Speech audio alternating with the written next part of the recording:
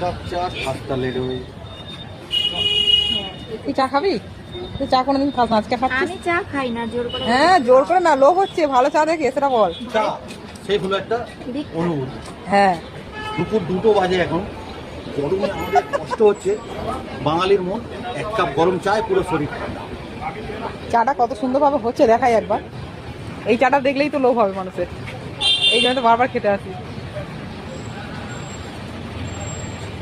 চাটা সদ্য সদ্য বানিয়ে দেয়, তাই সঙ্গে সঙ্গে তৈরি করে আর এত সুন্দরভাবে তৈরি করে, তো এই জন্য এখানে খেতে আসি, ভালো লাগে খুব। মন্দিরের অপোজিট। আর ওই যে মন্দির দেখা যাচ্ছে, বাবার মন্দির।